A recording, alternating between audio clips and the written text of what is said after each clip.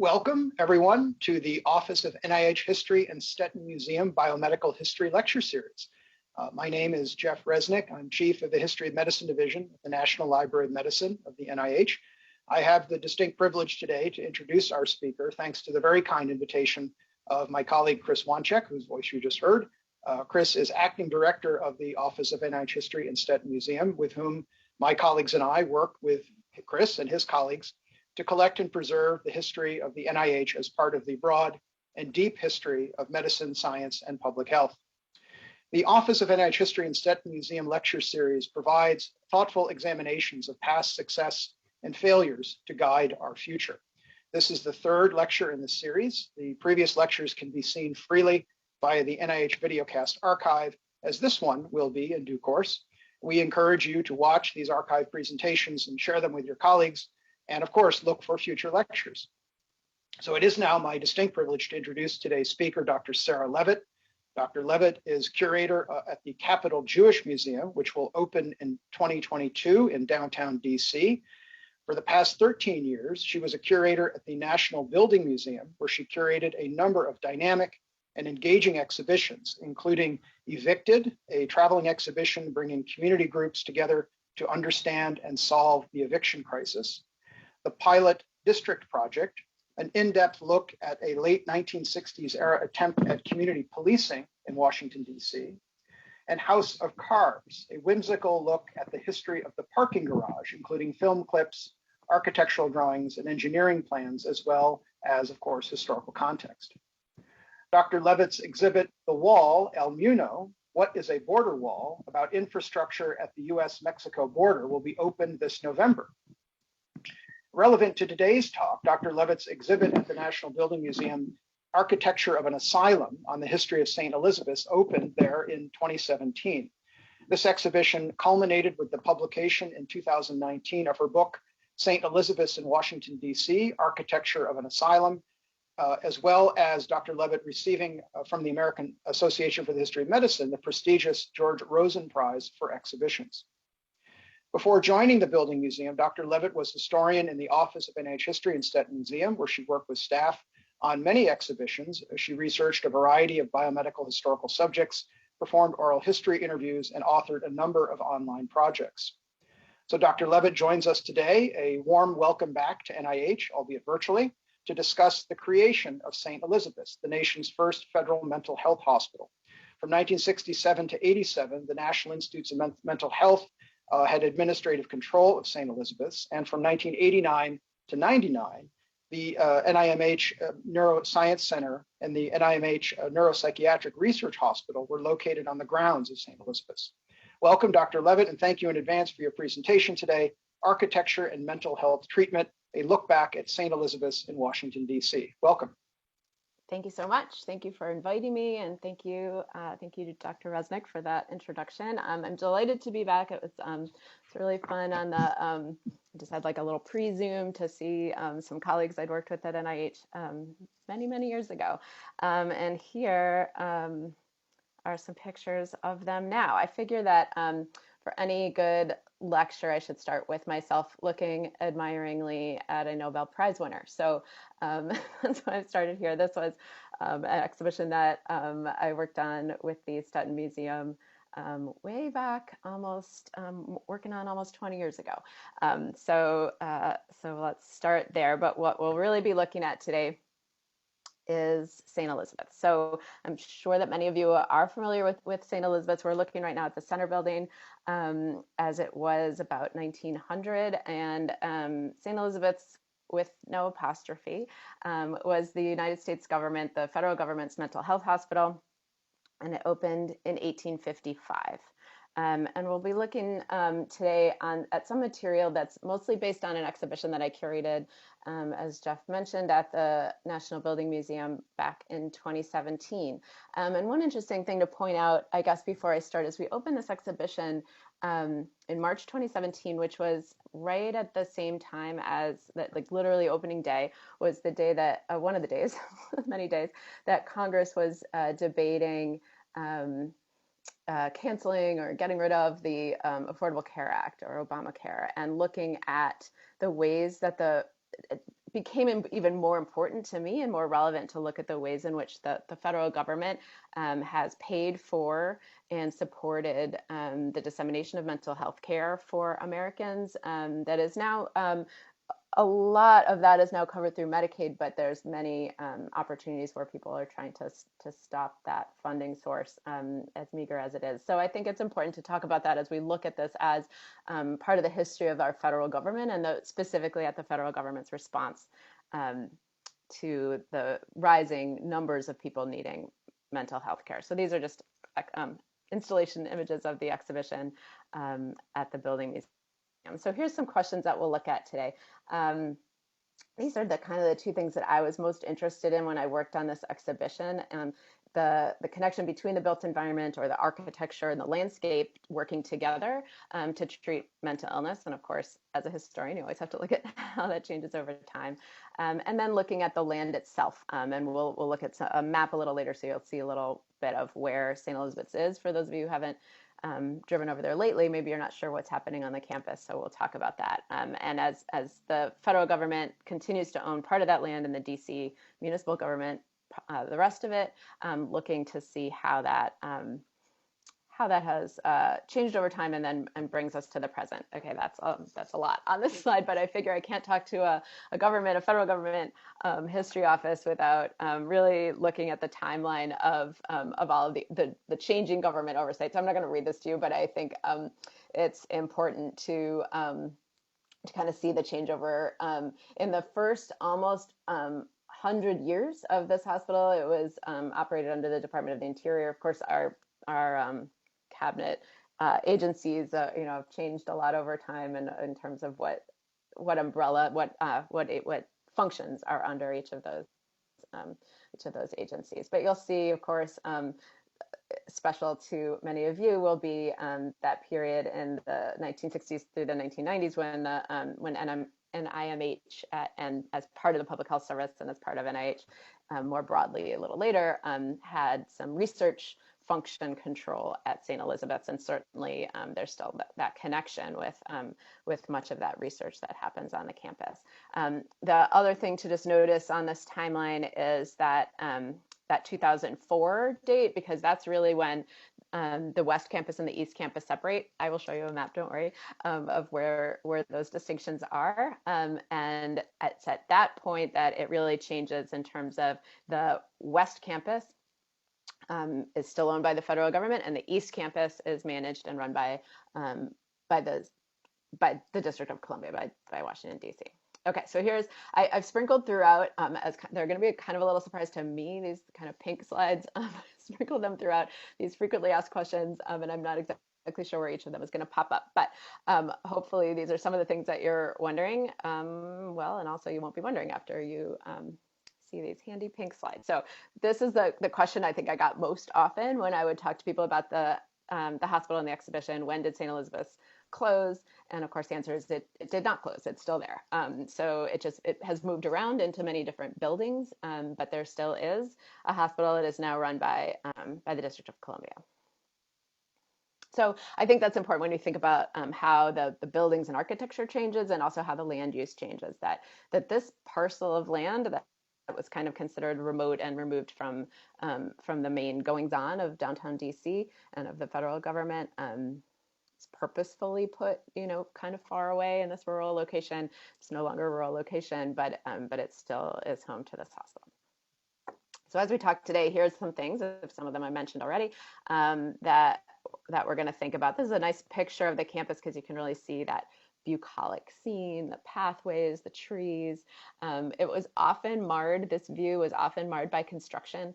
We're going to see that over the course of time, there's over 100 buildings on this campus. So this ideology of this rural and bucolic setting was really punctured in a lot of ways by noise and by construction activity and workers and all kinds of other people who are on the campus, and maybe it didn't always have kind of that idealistic quiet. Certainly, one thing also to think about is 10 years after less than 10 years, 6 years after the hospital opened, the Civil War breaks out, and the grounds were used also for recuperating Union soldiers. So the grounds have, there's a lot of things going on all the time, and this picture is maybe not always representative. So think about, as I pointed out, the government responsibility for mental health care in America, and of course the architecture and landscape. Why is this hospital where it is? And I think those, I think that will lead us to this idea of what work this land is doing. Why is it? Who is it working for? And how has that work that it's been doing changed over time? So we'll end then by looking at the new development both on the West Campus and the East Campus to kind of see what work this land is doing now and how that might change our idea of how the architecture and landscape have worked together during this past century and a half. So throughout this lecture is threaded, or throughout this whole idea, I guess, of St. Elizabeth's is threaded this notion that the United States built a network of mental health hospitals all over the country, including this one that was operated by the federal government, but also state hospitals in almost every state that were built with the same idea, this huge infrastructure for the protection of what were considered to be a vulnerable population, people with experiencing mental health issues, and then we destroyed it. Right, we no longer have that same infrastructure. We have a different infrastructure, but we no longer have that one. And that this is a photo of a deteriorating center building when one of the first times that I walked through it about 15 years ago. So why does that matter? Why should we care? And then where do we go from here? And I promise I'm not going to tell you, what we should be doing about mental health care in this country, but I do want us to think about how we've made different decisions over time and where that has led us. Okay, so where is St. Elizabeth's? You're looking at kind of a bird's eye view of Southeast Washington. That's where you can find it on old maps. You can see here it's called the U.S. Lunatic Asylum. It was never actually officially called that. It opened in 1855 as the United States government hospital for the insane. It was never called the Lunatic Asylum, but you'll see that on a lot of old maps. And so that is, as you can see there, along the river, there's been some land accumulation over there by the river. So there's now actually a whole area of land that wasn't there when this map was built. As you can see, it's much farther inland now than it used to be. But here's I think this was a map I found the other day. So you can see the Capitol closed for coronavirus, but this is hopefully situating you, and you can see that Joint Base Anacostia Bowling there is built somewhat on landfill, so that you can see that St. Elizabeth's has moved a little bit in. But here is hopefully gives you an idea of what we're talking about. So when this hospital was built in the 1850s, a lot of this was rural farmland. And in fact, the hospital bought extra land around it for farming purposes for the hospital use. And we'll see some evidence of that a little bit later. And it was purposefully built there. The famous mental health reformer Dorothea Dix stood on the hill there, and she could see the city off in the distance, but she proclaimed this a beautiful tract of land specifically because it was so far away from what she considered to be the city. Okay, so let's get a little bit more into the buildings. We're going to talk about architecture and landscapes, and let's see what we're talking about. So the whole campus, West and East Campus together, is about 350 acres. So it's a pretty big parcel of land. And if you can imagine, back in the day when it was fenced off, the whole entire campus had a fence or a wall, depending on which part of the campus. And that provided really an obstacle for development in Anacostia and Congress Heights in that area, because for a great part of that land there in the what became a thriving residential neighborhood, you can't walk through this whole area. So and now it's even harder to walk through. They didn't have the security then. Of course, people jumped the fence and all of that and did walk through. But in general, it's a walled off area, and it has been for for, since the 1850s, and especially after the 1860s when they purchased some of that farmland. So there's about 100 buildings that I counted over time. It's kind of hard to tell because some of them were demolished when others were built. So were there ever exactly 100 at one time? Maybe not, but it's certainly around that number. The West Campus is the older side. That's the side where the Kirkbride building is, where that center building is, the picture that you've seen. And the East Campus is the newer side. It's purchased in the 1860s, mostly for farmland at first. And finally, a map, so now you can see what we're talking about. So that blackened, the shaded, silhouetted building is the Kirkbride building. It's the telltale sign of that kind of bird with wings,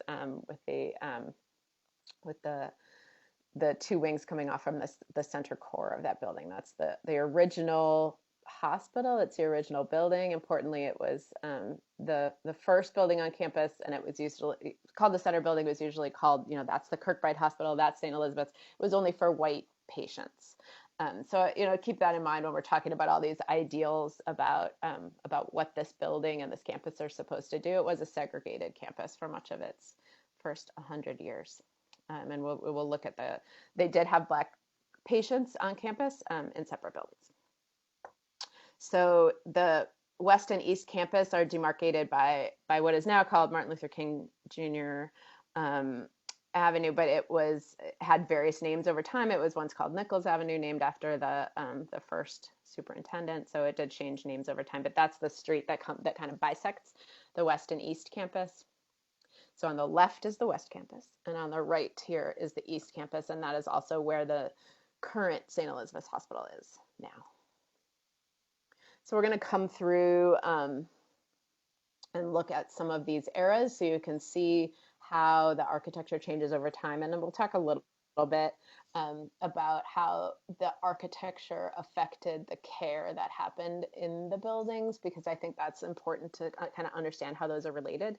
It's not just the same in every building and the same in every era. So the Kirkbride building, which we'll get to in a minute, was specifically built in certain ways to have individual rooms that each had windows, that each had air, and they talked about ventilation. They talked a lot about how that was vital to the cure of chronically ill patients. But what you're looking at in the picture there is showing one of the hospital buildings for African American patients, and this one had wards. It did not have individual rooms. So you can see right in the floor plans, which are, for those of you who are interested, all at Library of Congress, you can go look at them, and the original drawings by the original architects, and then you can see how the floor plans were laid out differently. So all of the ideals that were poured into this building, the center building, in terms of the Kirkbride plan, were just not available to Black patients, and also to varying degrees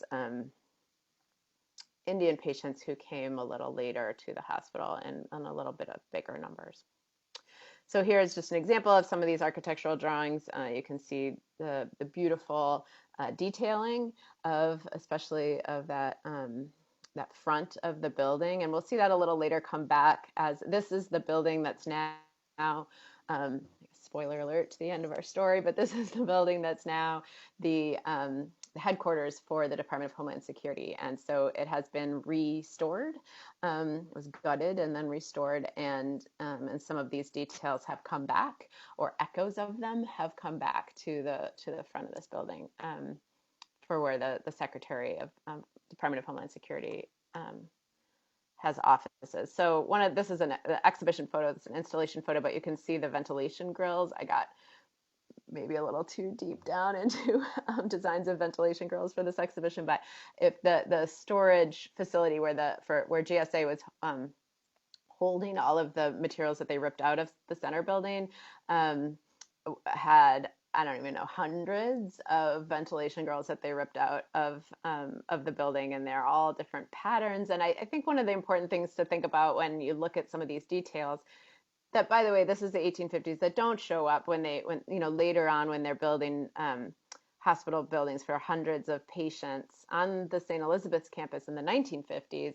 They don't have the same level of architectural detail. So it's important to think about, at the time, they really felt, they're not building a prison, they're building a different kind of curative space, and how does that reflect itself in the architecture is an interesting discussion. Okay, so we use people who talk about mental health hospitals talk about Kirkbrides all the time. There's actually like a lot of Kirkbride. If you get fan clubs on the internet, you can get like do some deep dives into people who do some urban exploring into old Kirkbrides around the country. You'll see there in that second bullet, there was at the height of the Kirkbride era, 1870s, probably 1880s there, 1860s. St. Elizabeth's was not the first one, and they were built at different times. The eras, you know how historians like to break things up into eras, but it's not really so specific. No one announces, okay, this year, 1885, we're done. We're moving on to the next system. But it kind of is, it's a little more, of course, gradual as things are. But during that kind of late 19th century period, about 80 were built in the United States. And again, that's not an exact count because some, as they're changing over, some have some characteristics of Kirkbrides, but then also kind of blend and bleed into the cottage system. So of those 80, most have been demolished, but about 35 remained a couple years ago. I haven't actually checked that, so that might be a little bit fewer than that now, but it's probably pretty close to still that number. And there are a lot of people who have been to all of them and who take a crawl through the halls with flashlights and cameras and take some pictures. Some of them are not ruins. They're beautifully restored. There's one in Buffalo that I had the chance to visit, which is now a really fancy hotel, and people can stay in the old wards. So there's some of them. Certainly, there's another one, Traverse City, Michigan, that has been renovated.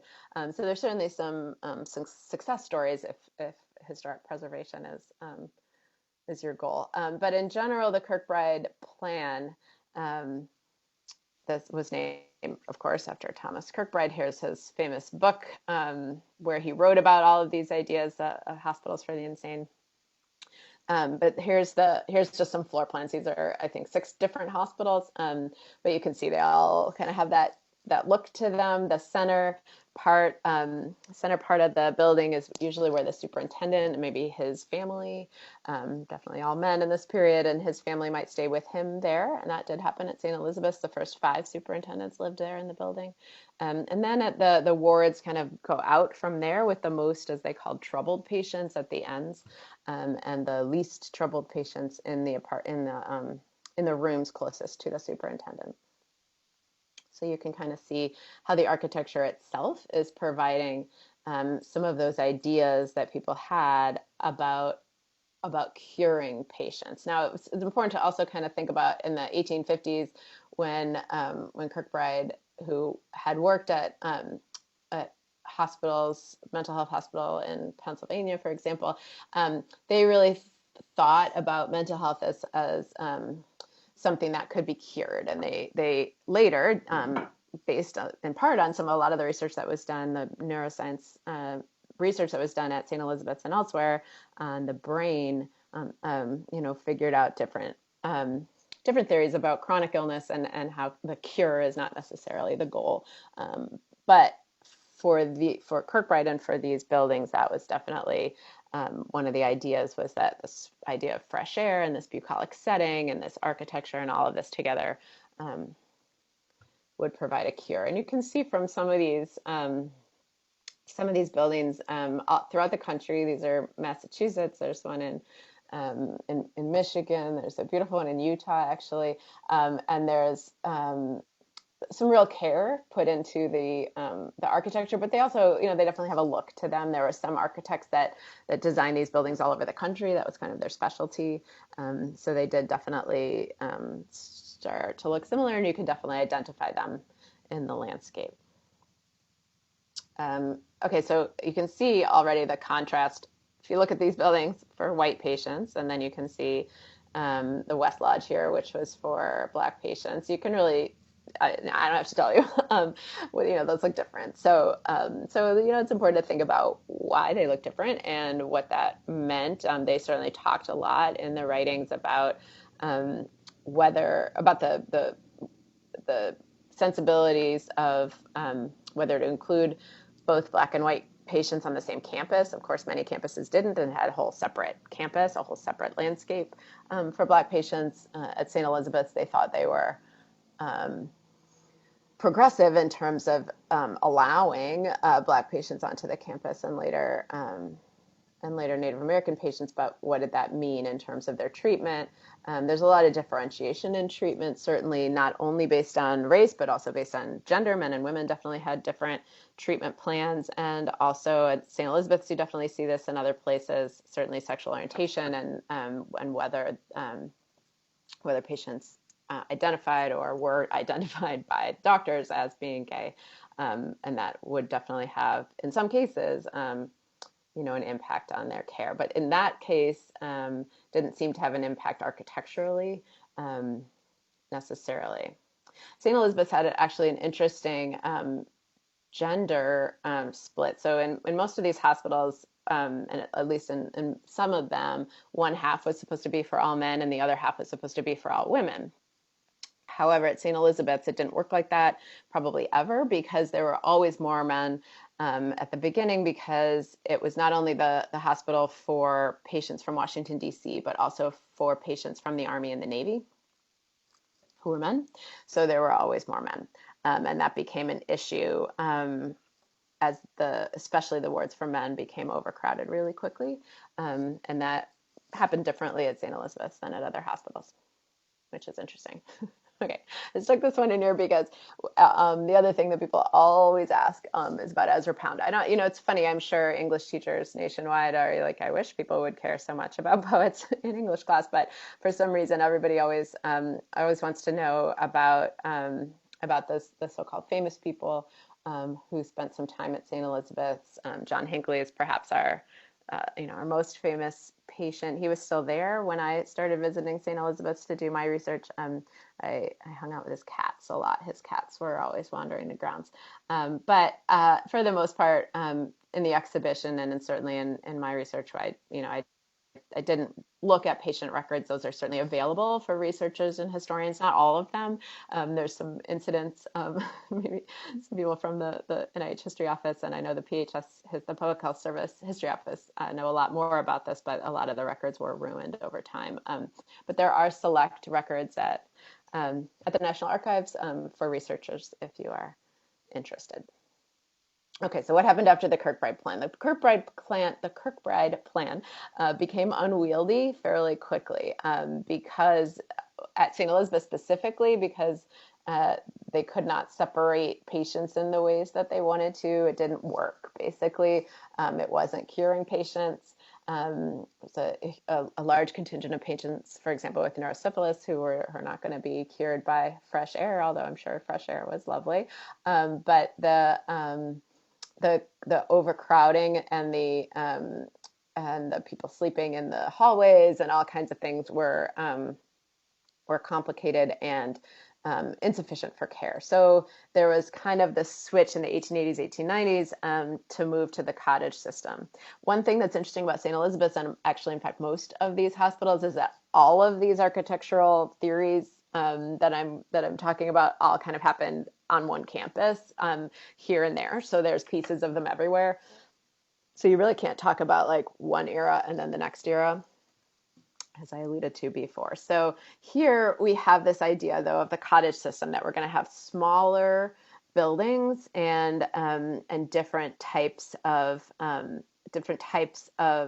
attention by the ward attendants and by nurses. St. Elizabeth's also opens a nursing school on the campus a little later than this, and has a little more attention to self-sufficiency on the campus. They had a farm, and they had a lot of the patients doing some of that labor, and that became part of the treatment plan as well. So there was all these standalone, they call them cottages, but of course they're not really cottages, but you might use that word. They're much larger than that. But the cottage era really brings forth this idea of the institution as a whole and the landscape as a whole, and work on the farm as part of as part of the treatment plan. So self-sufficiency at St. Elizabeth's, obviously the hospital is never completely self-sufficient, but they do have, they're feeding themselves. This is a what do you call it, like a crate for holding milk bottles. They had a whole dairy farm, a piggery, and again, you can see all of these. The architectural drawing of the piggery was one of my favorites personally, and they also had workshops where they made all kinds of things that for use on the campus, and really had certainly separation of labor gender-wise. They had a lot of men working outside on the farm, a lot of the women working inside, a lot of the Black women working inside in the laundry. So there's certainly a lot of differentiation in terms of which jobs each individual person would do. Here's some, there's that milk crate again, a milk bottle. They would have, these are just some other objects that were in the exhibition, some of the plates that were supposed to be indestructible. They talked a lot about how to safely include dining halls in the plan, which hadn't been part of the original plan, but that became part of the cottage plan, was to have everybody dine together in a room. So that is another differentiation. Once they do that, they of course have to have what they call colored dining halls for Black patients as well. Here's another thing that happened with the cottage plan, was a little more differentiation in terms of specific diagnoses and treatment. These, what you're looking at now, are the tuberculosis cottages. So there was a lot of separation of patients based on particular diseases, or under the doctors and understanding of where people could best be treated. They are also was a whole separate area, a separate building, cottage or hall, called Howard Hall, which is for forensic patients. In other words, patients who were standing trial for a particular crime and were remanded to care at St. Elizabeth's. So they had, though, their own area. So I don't know if you can tell what you're looking at, but there's Howard Hall is its own separate building, and all of the so-called criminal patients, the criminally insane, as they would call them, were in that building. And then, but because they needed outside time, they built an extra wall outside. And so their outside farm work happened between the edges of the building and that wall. So that's what you're looking at, is some patients working outside. One of the most important things that St. Elizabeth's offers us is a robust history of neurological neuropathology research that happened, especially in the Blackburn Laboratory and elsewhere. They have an extraordinary record of autopsies performed at the hospital, and some of them in this theater, and then the descriptors of various diseases of the brain that was really kind of a gift, I guess, to research. As a material culture historian, one of my favorite parts of this photo, which I realize is not really the point of the photo, are the chairs. If you can see the chairs, where the people would be here watching the autopsy, and those chairs actually still exist. They're visitor chairs. They're in the waiting area at St. Elizabeth's Hospital. I was pretty excited when I saw those. So this is just included this for Michelle at the Stetton Museum. This is one of the objects that we borrowed from the Stetton Museum for the exhibition, and it was used there to represent the period of that time when the Institute of Mental Health researchers were on site at St. Elizabeth's, doing their research there. And this was a test that they would give to patients to kind of assess them as they came into care. So there was a lot of research done at this working hospital with the patients, and that's an important part of the history for sure of the hospital.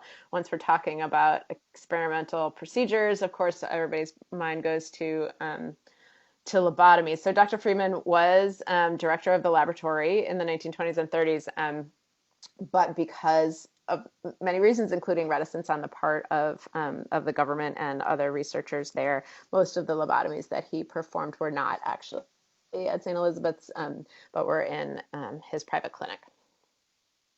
Though there probably were up to 100 lobotomies performed by him and his staff there at St. Elizabeth's. I don't know how to get from the segue from lobotomies to dance, but, but we'll go there anyway. This is a Hitchcock Hall. So one of the important things that I learned when I was doing this research, when I was looking at all of the different buildings that are on campus, is about especially psychodrama, which is what they call the drama and dance therapy that happened at St. Elizabeth's. And there's some really interesting work that they did with patients there. You can watch still, I know at the NLM they have, that's where I watched it, this film of, for the centennial of the hospital, which was in 1955, and the drama department here in Hitchcock Hall did a presentation of, it's called We the Mentally Ill, and they reenacted the story of Dorothea Dix traveling the country and seeing deplorable conditions in mental health hospitals, and testifying before state legislatures and then also before the U.S. Congress about founding new hospitals in the Kirkbride tradition for mentally ill patients. And they performed a dance that was filmed and was part of, when I say they, the patients themselves performed the dance, and it was part of their therapy. It's an interesting thing to watch if you get a chance. Here's some photos of the dining hall and of that dance program. So at the turn of the 20th century, two of the new superintendents, Richardson and White, Richardson passed away, but White continued his construction, had a new group. They hired a new group of buildings. They hired a new architecture firm, and they tried to kind of sustain that cottage plan, but in a much broader sense in terms of many more buildings closer together.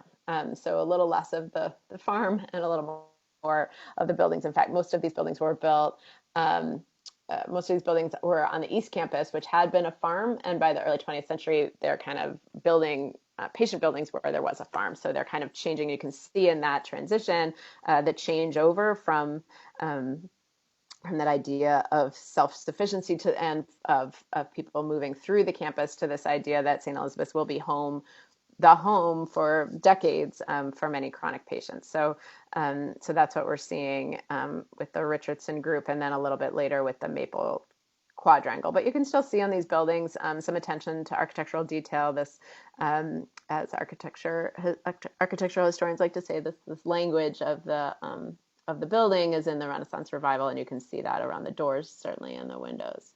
And here are the continuous treatment buildings. You can see that's an aerial view, but you can see how they're all working together with that central dining hall, and you can it almost looks like a college campus. So you can see it's a little bit of a different idea of what the campus is doing, and what the patients are doing there also. So this major expansion happens. This is Building A, which is the new administration building. The buildings, as you'll recognize if you work on a federal campus, are creatively named with letters and numbers. There's like A through J, and then there's some numbers as well. Some of them are named after either former superintendents or legendary mental health researchers, but for the most part, they have letters. So anyways, one of the things that we're thinking about, hopefully, as we're looking through all these pictures, is this idea of this pretty rapid expansion of patients throughout the kind of early to mid 20th century, that's height in the 1950s. And we just keep adding more patients to St. Elizabeth's, and people just stay there, and then we add more. So this idea that the solution to what we do with people with mental health challenges and going through some of these experiences is to wall them away in these hospitals. And obviously that opinion is going to change, so it's important to kind of notice it and focus on that for a minute as we see what else happens. And this is the culmination of that was in these 1950s buildings. And I think you don't have to be an architectural historian to look at this building and see it's very different from what came before in terms of the attention to the architecture. These are really what ended up being called kind of warehouses for the mentally ill, huge buildings for hundreds of patients. much more utilitarian and institutional looking. And I think that really speaks to a change during that time of what people thought was happening on this campus to patients and why, and what the government's responsibility for that was. Most of these buildings are no longer with us, or no longer on the campus, and were not contributing buildings to the National Historic Landmark status. So as we kind of turn a little bit to deinstitutionalization, into that period where we emptied out all these buildings, you know, a lot of people want to know, was it a good hospital? And of course, that's not a question that you can answer. Of you know, for some patients, it probably it provided care when they needed it. For some families, and in other cases, it really depended on so many factors that I've mentioned before, but especially on diagnosis.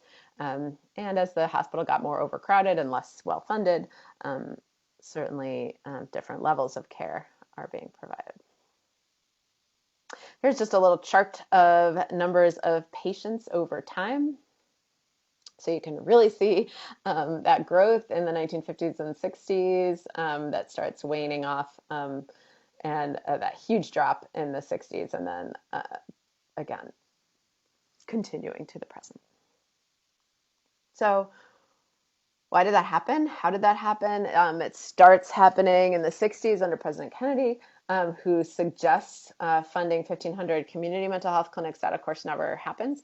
And Carter's Mental Health Systems Act doesn't get to really go through because of the Omnibus Bill of 1981. I had a role, a period of time at the Building Museum where all of my exhibitions included the Omnibus Bill of 1981. So I was very familiar with that bill, as it restricted federal funding for many things, including community policing, which is another exhibition I worked on, and also some other housing laws, and also mental health care.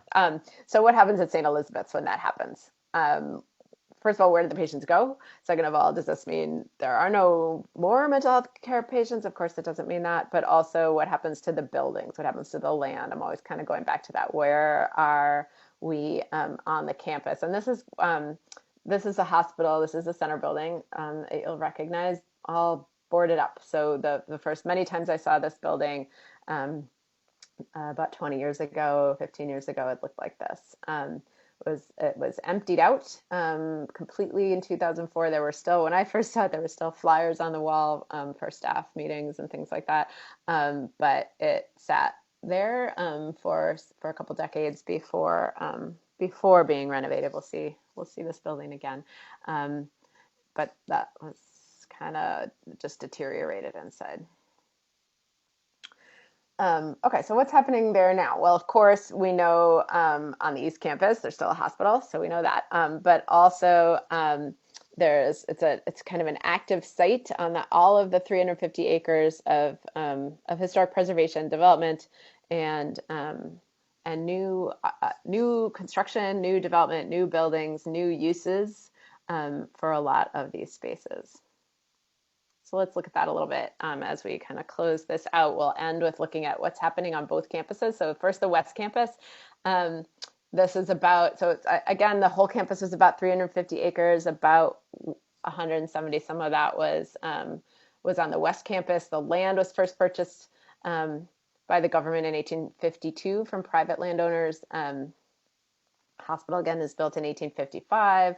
And at the time of the National Historic Landmark nomination in 91, there were 62 contributing structures. So GSA has, of course, their master plan at the site, and they've been building there, for the last 10 years about, and they are in the process now of moving all of their stuff over there to the St. Elizabeth's campus. It's going to happen over a period of time. Obviously, COVID got in the way of some of that. But this is the new Coast Guard building, which is part of Homeland Security over there. And of course, Homeland Security, when you think about it, makes perfect sense why it's why the land there, which had been literally walled off from the rest of the city for 150 years, why that is attractive to a government agency that prioritizes security, such as Homeland Security. So this is interesting to think about as DC kind of runs out of these large land tracts, we've seen some certainly a couple big ones in Southeast. We've seen the Walter Reed campus. We've seen Navy Yard kind of change hands over time, but St. Elizabeth's was one of their last big tracks, and why it went to Homeland Security is an interesting thing to think about here. Is their ribbon cutting a couple of years ago, and I wanted to show this picture. Sorry, it looks a little blurry. You can see these are temporary tents that are set up out front, but you can see that facade. And when I was there, maybe 5 years ago, I guess, 2016, maybe 2015, 2016, there was a lot of discussion about whether the director of the secretary of Homeland Security was going to be able to open the doors. When the superintendent was there, if you can picture that, on the second floor, those glass doors would open and he could walk out onto that balcony and see the river. Of course, the river was a little closer then. But because of the distance of ammunition from the river to this building, that was not a possibility today for security wise. So there was a lot of conversation about how those are now locked windows, and they will not open as doors for the secretary or his staff or her staff. But this is the renovated building, and it's certainly going to be interesting to see if see how that progresses over the next few years. So the East Campus. This is the East Campus, which is on the kind of yellow and orange map. You can kind of see the different sectors that they're looking at. The Maple Quadrangle, you'll maybe recall from a previous slide, that was one of them. The CT Village is the Continuous Treatment Village. This was, again, plus or minus 180 acres. That was first purchased in 1869 for farmland. The first patient buildings, as we just talked about, the Richardson buildings, went over there just after the turn of the century. And there's about 26 buildings remaining that are considered contributing, and those are becoming, through community support. There's been, in the last 10 years, so many ideas of what to do at the St. Elizabeth's campus, and they've talked so much to the people who live there now in Congress Heights, and they have built several new buildings there, and there's a whole set of condos that are going in to some of the old patient buildings. So that's pretty exciting. Last time I walked through there, they hadn't opened yet, but I believe some of them have come online. So that is really progressing. This is the Gateway Pavilion. There's a lot of farmers markets and music festivals there. There's a lot of walking trails. This is the mayor opening, kind of cutting the groundbreaking at what they call it, St. Elizabeth's East, the apartment complex there. And here is the entertainment and sports arena, which opened. And of course, the Mystics had their phenomenal year a couple years ago, and they play. That's where they play, the women's basketball team. So now I'm sure I've whetted your appetite, and now you're all ready to walk onto campus and to see all of these buildings. And you can go there. You can take Metro. You can certainly walk around and see what events are happening. I think this, obviously last year, not so many events, but this year they'll be back at the Gateway Pavilion. They also do tours, the DC Preservation League, in coordination with GSA. And I encourage you to look that up, and you can go and see what's happening on campus now. It's a real, if you haven't seen it for even some decades or even a number of years, I think it would be really worthwhile to walk around. Okay, so I've talked for a long time, and I guess what I want you to think about moving forward are those kind of two questions that we started with, or to think about. That first one I'm really not going to answer, but to have those who are much more informed and who have been in this field for a long time. Did St. Elizabeth's work? Should we go back to a model like that? Could we do it better next time? Is there a way to make institutionalization work, or is that just a bankrupt philosophy? And then just to think about what should be happening on that campus, and really be an advocate for what you think should be happening, both with the historic preservation on the site and with the land. This is I guess I should have showed you this before, but this is the gutted center building. So this is part of a National Historic Landmark nomination or designation. And as I used to sit on the National Historic Landmarks Committee, and I promise you, we do not landmark buildings that look like this. So this is an interesting question about historic preservation, especially because this is now a building with top-level security that most of us will never see, most Americans will never see. What does that mean to spend so much money restoring a building that that is off limits to most people? So yeah, and I just want to keep back of mind a little more towards the front this idea of our responsibility and the government's responsibility, like I started with this afternoon, to supporting and funding programs for the mentally ill. And I think certainly in the last 5 years that I've been working and thinking about these issues, has not been great in terms of mental an understatement in terms of mental health funding. And I think while we're talking really about the architecture and the landscape, this is we need to keep that in mind. I think some of these I've already gone over, just to think about, was de-institutionalization a good thing? Can we say that we've solved mental health care? Of course not. So how can we use architecture and landscape moving forward to promote wellness is something that I just want people to think about. So thank you so much for being here. And I think there is a way that Jeff is going to moderate some questions. I do want to encourage you, if you are interested, this is just the cover of the book that we published about St. Elizabeth's. You can find it everywhere. Independent bookstores need you. So thank you very much. Dr. Levitt, thank you very much. Great presentation. We've got about a little over 10 minutes for some questions, and we do have a number that have come in. The first one is, you described St. Elizabeth's as progressive and generally successful. Was this a model for other hospitals? Was it seen as a place that really helps people as opposed to just sending them away forever? Yeah, well, I hope I complicated that picture a little bit. I think, yes, some of all of that. It was, it was seen as a model. It was specifically opened as a model. They used that language, that word, very specifically in the legislation. So yes, but it was not the first Kirkbride Hospital. It wasn't the first, certainly, in this kind of genre of hospital, and it wasn't necessarily the most successful. Depending on which angles you're looking at, had some failures as well, some spectacular failures, and you can certainly go through the even just the Washington Post archives and really see it lost its accreditation over and over again over time. And I don't think anyone could really say, there's only been, well, you can say that about any place, that there's only ever been good care.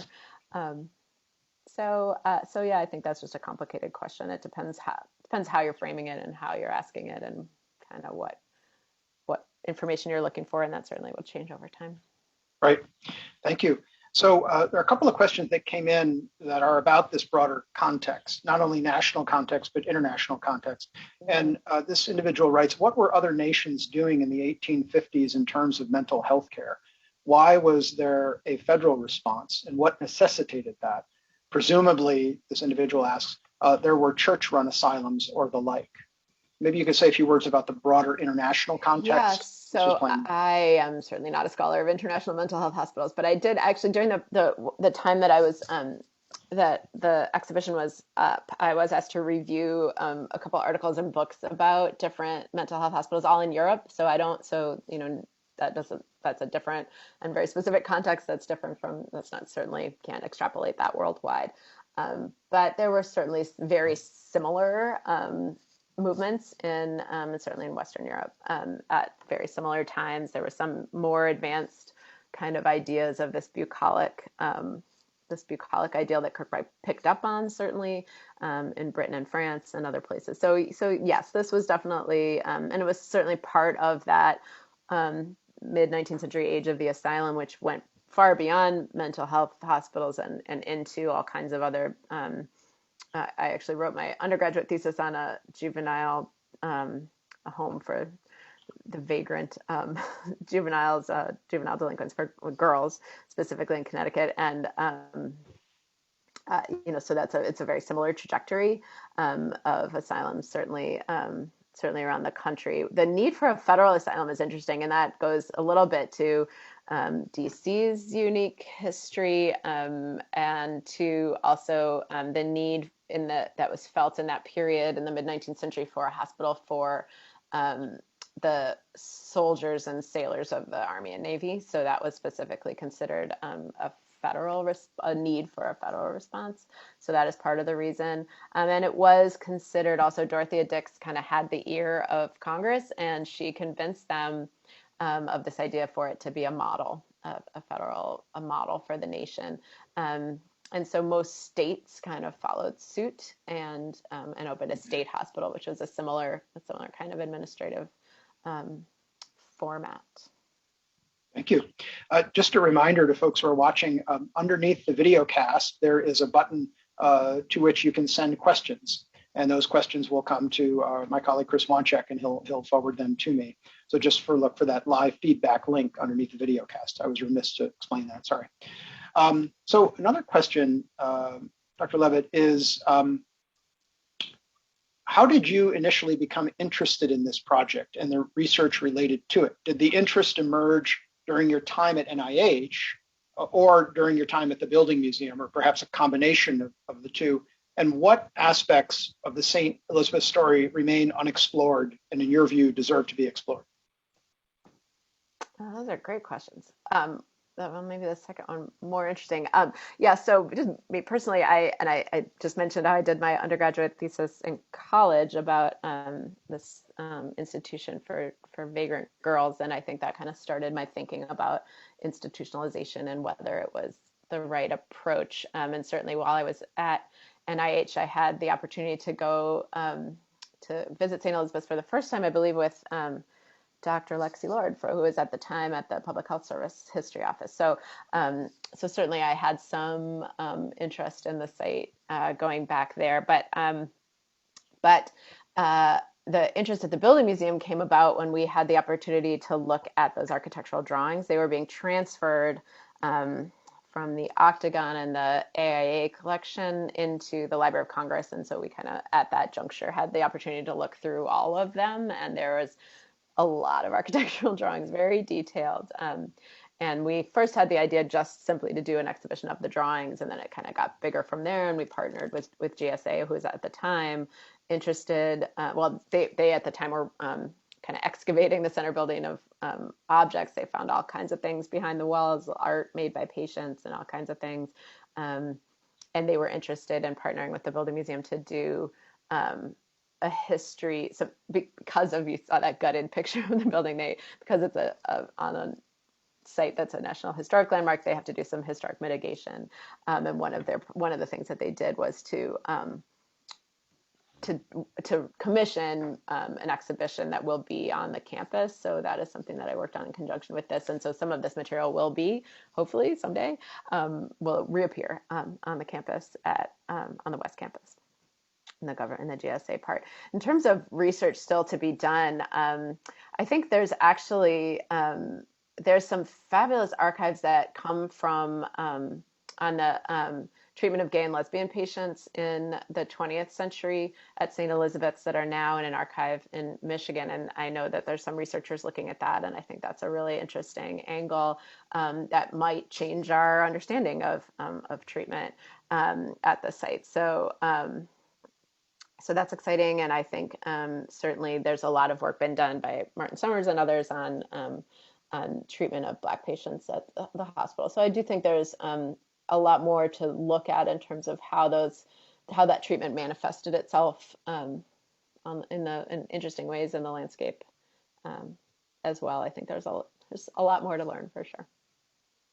Thank you. So just a couple more questions. So.